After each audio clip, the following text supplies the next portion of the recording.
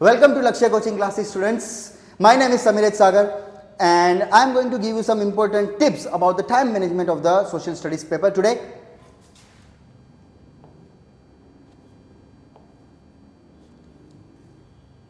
We have got about 6 sections, A, B, C, D, E, F sections in the social studies final paper. The first section is for the MCQ questions. There are somewhere about 20 questions. एक एक mark के 20 questions आने वाले हैं. हर एक question के लिए हमने यहां पर 30 मिनट्स दिए हुए हैं, है ना. तो हर एक क्वेश्चन के लिए 1.5 मिनट्स का एक एवरेज दिया हुआ है. हर एक क्वेश्चन को ध्यान से पढ़ो, हर एक एमसीक्यू को, ऑब्जेक्टिव क्वेश्चन को ध्यान से पढ़ो. 4 ऑप्शंस दिए हैं, उनमें से आप ऑप्शंस को बराबर से परफेक्टली चूज करो और सिर्फ आंसर लिखना है आपने यहां पर. उसके बाद आता है सेक्शन बी. सेक्शन बी में 21 से लेकर 24 यानी कि इस तरीके से वेरी शॉर्ट क्वेश्चंस लिखने हैं. 2 मार्क के क्वेश्चंस होंगे. 4 क्वेश्चंस को आपने अटेम्प्ट करना रहेगा. हर एक क्वेश्चन के लिए 5 मिनट का टाइम, इन टोटल 20 मिनट्स का टाइम हो जाएगा आपके लिए. समवेयर अबाउट आपने 4 पॉइंट लिखने हैं. 4 पॉइंट या फिर आधा पेज भर के आपने आंसर लिखना है. यह बात ध्यान में रखना. बहुत ज्यादा आगे बढ़ जाने की, बहुत ज्यादा डिटेल में देने की जरूरत यहां पर इस क्वेश्चन के अंदर नहीं रहेगी. Short question section number C, question number 25 से लेकर क्वेश्चन नंबर 29 तक. हर एक क्वेश्चन 3 मार्क का रहेगा. 5 क्वेश्चंस आपको दिए हैं. 5 क्वेश्चंस को आपने अटेम्प्ट करना है. Total in all over 15 marks के आपके क्वेश्चंस रहेंगे. यहां पर हमने 40 मिनट्स दिए हुए हैं. हर एक क्वेश्चन के लिए 8 मिनट्स. आपने कम से कम 6 पॉइंट लिखकर आंसर लिखना है. 6 पॉइंट, हर एक पॉइंट के बाद एक लाइन छोड़ते जाओ. एक पेज भर के, 1 से सवा पेज भर के आपने यहां पर आंसर लिखना है हर एक क्वेश्चन के लिए. Then comes section number D, जो है आपका क्वेश्चन नंबर 30 से लेकर क्वेश्चन नंबर 33. हर एक क्वेश्चन के लिए यहां पर आपके पास ऐसे टाइप क्वेश्चन है. ऐसे टाइप क्वेश्चन के लिए 5 मार्क का क्वेश्चन हो जाएगा. 5 4 20 मार्क्स. हर एक क्वेश्चन आपका 10 मिनट में कंप्लीट होना चाहिए. ऑल ओवर पूरा का पूरा क्वेश्चन सेक्शन नंबर डी जो है आपका 40 मिनट्स के अंदर कंप्लीट करना है आपने. Lastly the paragraph question section number ई में 34 से लेकर क्वेश्चन नंबर 36. हर एक पैराग्राफ के अंदर आपको 3 क्वेश्चन दिए हैं. 2 मार्क का एक क्वेश्चन और 1 मार्क के 2 क्वेश्चन हो जाएंगे. कहीं ना कहीं पे टोटल वर्थ इसकी जो है वो 12 मार्क की हो जाएगी. 30 मिनट्स का टाइम पीरियड दिया हुआ है. 10 minutes for each paragraph. Then comes section number F, जहां पर 37 नंबर क्वेश्चन है. मैप है. 2 मार्क हिस्ट्री के क्वेश्चन होंगे और 3 मार्क का ज्योग्राफी के क्वेश्चन होंगे.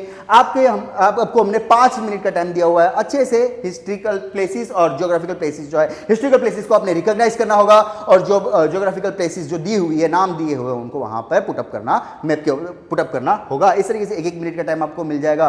टोटल ऑल ओवर हमने 3 घंटे का टाइम पीरियड दिया हुआ है, जहां पर लास्ट की 15 मिनट्स है, 15 मिनट है. आपने आपके पेपर को बराबर से डेकोरेट करने के लिए यूज करना है. आप एक बार इस फोटोग्राफ को क्लिक कर लीजिए, स्क्रीनशॉट ले लीजिए, ताकि आपको इन फ्यूचर कल से प्लानिंग करने में पता चले. नेक्स्ट,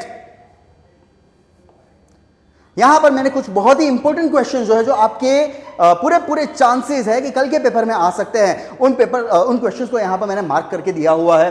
फर्स्ट ऑफ ऑल है नेशनलिज्म इन इंडिया. इंडिया का नेशनलिज्म जो सेकंड चैप्टर है हमारा हिस्ट्री का, उसमें कुछ क्वेश्चंस यहां पर है. Describe any 3 causes that led to the non cooperative movement and describe any 3 causes of the civil disobedience movement. 3 causes आपने लिखने हैं नॉन कोऑपरेटिव मूवमेंट एनसीएम के, और 3 कॉजेज है सिविल डिसोबीडियंस मूवमेंट के. Analyze the role of folklore and symbols in the revival of nationalism in India during the late 19th century. Folklore किस तरीके से, जो लोक साहित्य जो था, किस तरीके से 19th century के एंड में यूज हुआ था, वो आपने यहां पर बताना है. Analyze the implications of the First World War on the economic and political situation of India. Nationalism of India का सबसे पहला जो सेगमेंट जो है, यहीं पे ये आ रहा है कि फर्स्ट वर्ल्ड वॉर किस तरीके से इंडिया की जो फ्रीडम फाइट्स जो थी, फ्रीडम स्ट्रगल जो थी, उसके अंदर नेशनलिज्म ऑफ इंडिया जो था, उसके अंदर किस तरीके से रोल प्ले करता है. Next is why were Indians outraged by the Rowlatt Act, black act जो कायदा जो था, वो इसकी वजह से इंडियंस क्यों गुस्साए हुए थे, ये यहां पे बताना है. What is meant by the idea of satyagraha का आइडिया, गांधी जी का जो एक वर्ल्ड फेमस टूल है सत्याग्रह, वो क्या था, ये आप बताओगे यहां पर. Why did Indian merchants and industrialists support the civil disobedience movement, explain. Merchants जो थे उन लोगों ने, इंडस्ट्रियलिस्ट जो थे उन्होंने सिविल डिसोबीडियंस मूवमेंट को क्यों सबसे ज्यादा सपोर्ट किया था, ये यहां पर एक्सप्लेन करना है। हर एक क्वेश्चन, ये और इसके बाद वाला हर एक क्वेश्चन जो है समवेयर अबाउट 3 मार्क्स का क्वेश्चन रहेगा। बहुत ही ध्यान से आपने 6 से 7 पॉइंट के अंदर इनको आपने एक्सप्लेन करना रहेगा। नेक्स्ट हमारा टॉपिक है print culture in the modern world. Print culture के अंदर सबसे फर्स्ट क्वेश्चन आ जाता है, explain the implications of print culture on the religious reforms in India during the 19th century. Print culture के इंप्लीकेशंस क्या क्या थे, इनकी इफेक्ट्स क्या क्या थी रिलीजियस रिफॉर्म्स के ऊपर इंडिया के अंदर, ये आप बताओगे। Provide evidence to support the claim that print culture had a significant through impact on the social lives of women in India. Print culture ने भारत की, इंडिया की औरतों के ऊपर, इंडियन कल्चर के अंदर जो औरतें जो थी उनकी लाइव्स के ऊपर, उनकी जिंदगियों को चेंज करने में, बदलने में क्या क्या रोल प्ले किया है, आप बताओगे। What were the effects of the spread of print culture for poor people in 19th century India. आपने कम से कम 3 इफेक्ट दिखानी है जो पुअर पीपल की जिंदगी के ऊपर प्रिंट कल्चर ने प्ले किया है। By the 17th century, as urban culture bloomed in China, the use of print diversified. Explain the statement by giving suitable examples. China, आप जानते हो कि प्रिंट कल्चर की शुरुआत ही चाइना में कहीं ना कहीं पे हुई थी। अब वहां पर 17th सेंचुरी तक पहुंचते पहुंचते अर्बन कल्चर क्यों डेवलप हुआ, प्रिंट कल्चर क्यों डेवलप हुआ, ये आप बताओगे। Next is write short notes on the Gutenberg press. Johann Gutenberg ने जो सबसे पहले प्रिंटिंग प्रेस बनाया था उसके बारे में यहां पर आपने बहुत ही छोटे से शॉर्ट नोट में आप लिखना है, कम से कम 6 से 7 पॉइंट में आप लिखोगे। Then comes Erasmus idea of printed book. Erasmus printed books को सपोर्ट तो करता था लेकिन उसके अलावा वो डरता भी था। वो आप बताओगे यहां पर। The vernacular press act, India में वर्नाक्युलर प्रेस एक्ट था जहां पर ब्रिटिश न्यूज़पेपर के अंदर, इंडिया के अंदर जो न्यूज़पेपर चल रहे थे वहां पर कुछ प्रिंट नहीं किया जा सकता था ब्रिटिशर्स की परमिशन ना हो तब तक, वो आप यहां पर बताएंगे। Lastly explain the manuscript print in India.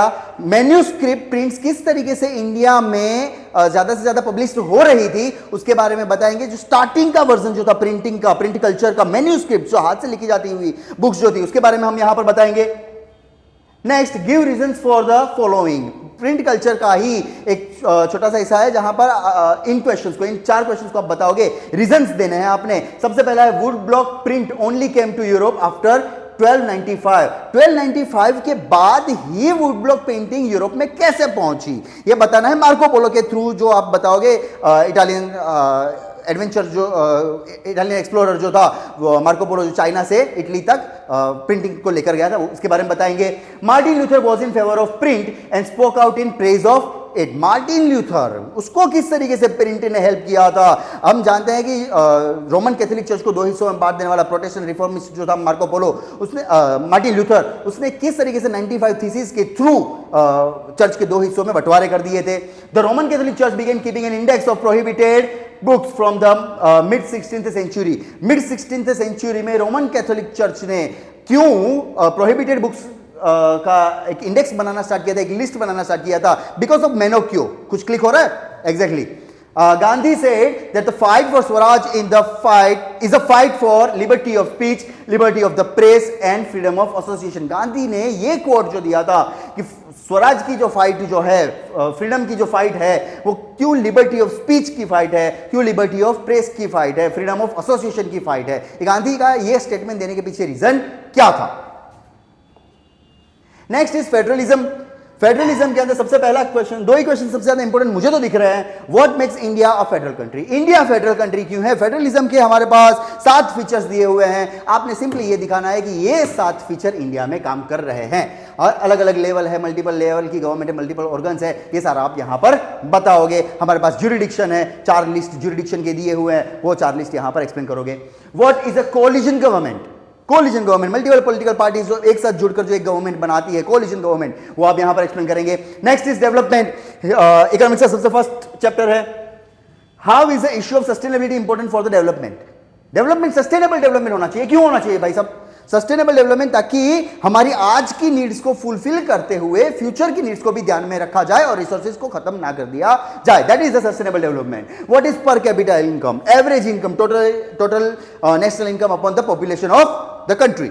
Next, suggest any 3 ways to maintain body mass index, कौन से तरीकों से बॉडी मास इंडेक्स को आप मेंटेन कर सकते हो, ओबेसिटी या फिर अंडर नरिशमेंट को आप कंट्रोल कर सकते हो। Next is what is the main criterion used by the world bank in classifying different countries, what are the limitations of this criterion if any। World bank का criterion कौन सा है, PCI, पर कैपिटा इनकम, उसके limitations क्या है वो बताना है आपने। Next, in what respect is the criterion used by the UNDP for measuring development different from the one used by the World Bank। इसको आप एक्सप्लेन करोगे। UNDP का क्राइटेरियन क्या हो जाता है, ह्यूमन डेवलपमेंट इंडेक्स HDI जो है वर्ल्ड बैंक का क्राइटेरियन जो है PCI उससे किस तरीके से अलग होता है, यहां पर ये दिखाएंगे, यानी कि कहीं ना कहीं पे ये डिस्टिंग्विशन हो जाएगा PCI वर्सेस HDI का।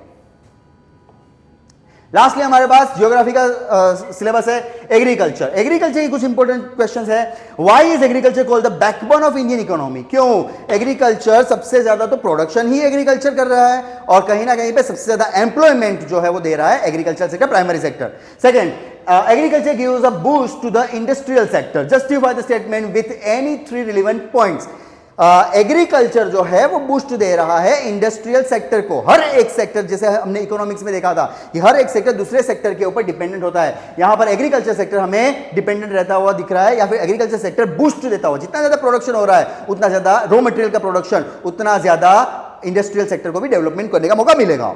Mention any 2 features of plantation agriculture. Plantation agriculture के 2 फीचर करने हैं। सबसे ज्यादा पैसों के लिए ही प्लांटेशन एग्रीकल्चर किया जाता है, इकोनॉमिक पर्पस के लिए प्लांटेशन एग्रीकल्चर होता है और मल्टीपल प्रोडक्शन के लिए हो रहा है। Next, define agricultural terms used for cultivation of fruits and vegetables.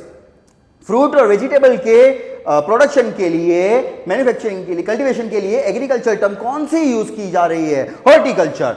Analyse any 5 challenges faced by the Indian farmers. Indian farmers कौन से 5 चैलेंजेस को फेस कर रहे हैं, कौन सी प्रॉब्लम्स है उनके सामने, इंडियन फार्मर्स के सामने, वो यहां पर आप बताओगे।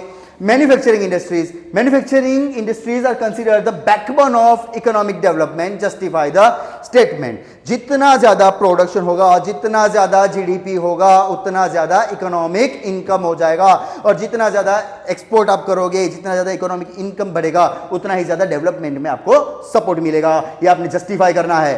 The economic strength of countries measured by the development of manufacturing industries, explain with examples. किसी भी कंट्री की इकोनॉमिक स्ट्रेंथ मैन्युफैक्चरिंग इंडस्ट्री की स्ट्रेंथ से ही डिसाइड करी जाती है। यहां पर एक्सप्लेनेशन करना है अपने एग्जांपल्स के साथ। बड़ी बड़ी मैन्युफैक्चरिंग इंडस्ट्री, जितनी बड़ी मैन्युफैक्चरिंग इंडस्ट्री है हमारे पास, उतनी ही ज्यादा हमारे पास इनकम गेन हो जाएगी थ्रू द जीडीपी।